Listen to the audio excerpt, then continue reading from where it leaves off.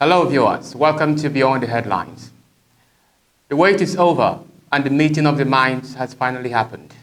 8 days after regaining his freedom, Dele Farotimi, the courageous human rights activist, has met with Peter Obi, the indefatigable champion of the Nigerian masses.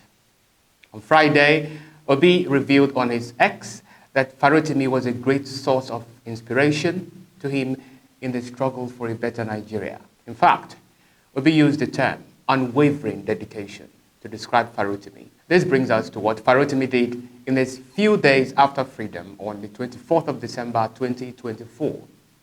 The Ekiti Magistrate Court barred the activist from granting interviews to the press on his legal battle with Chief Afe Babalola, who is the plaintiff in the matter. But Farotimi's unwavering dedication, as Obi labeled him, propelled him to continue preaching the gospel of liberation and justice. In his 8 days of freedom so far, the activist has continued to amaze Nigerians with, powerful quotations and actions. So viewers, stay glued to your screen. Let's dive into these highlights of these quotations. Let's go.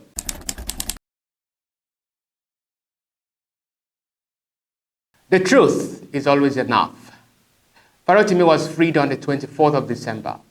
So, his very first word is noteworthy.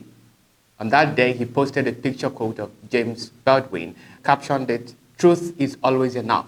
According to the quote, the victim who is able to articulate the situation of the victim has ceased to be a victim. He has become a threat. Now, guys, why is this quotation significant? Farotimi labels himself a victim of Nigeria. At the same time, he believes that the victim who is able to articulate the condition of the victim has ceased to be a victim, but a threat. There seems to be a contradiction in this, but there is none. Farotimi is both a victim and a threat. His victimhood resides in the fact that, like other Nigerians, he lives in Nigeria, experiences the shackles of insecurity, inflation, and injustice.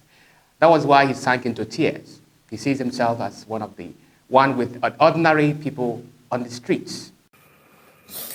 We stopped being human because we became Nigerians.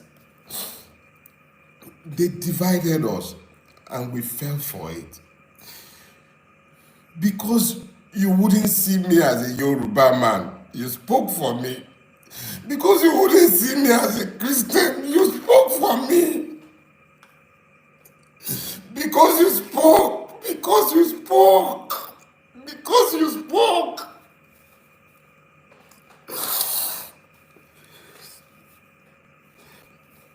Because you spoke, Nigeria couldn't happen to me. Because you spoke. The only reason Nigeria couldn't happen to me is because you spoke. You spoke. That is why Nigeria couldn't happen to me. And yeah, Nigeria couldn't happen to me. Emu, Eki, Biterun Record. You found your voices. I became you. And in our collective, you couldn't be silenced. On 1st January 2025, Farotimi reiterated this sentiment of victimhood as the presidency wished Nigerians a happy new year. Victims are rarely happy, and wishing the victims of Nigeria a happy new year is an expression of intellectual indolence. My desire is that you will find the courage to fight to become citizens in this new year, and that we all regain the use of our God-given brains. End of quote. That was what he said. Then, while still a victim, Farotimi is able, through contemplation and introspection, to decipher the hidden roots, of the problem in Nigeria. It is common knowledge that politicians are the problem of Nigeria, but the tactics and methods politicians use to create problems to Nigerians are oftentimes hidden. These tactics are what the very few free thinkers like Farotimi have been unable to unravel, to detect, and then project them openly in writing or speech to Nigerians. This is what Farotimi did in his book, and that is what makes him a threat to the corrupt political class. Now, guys, stay tuned and enjoy highlights, other amazing quotations by Dele Farotimi. You are watching the Diaspora Digital Media. I am Coach Raphael. See you next time. Bye-bye.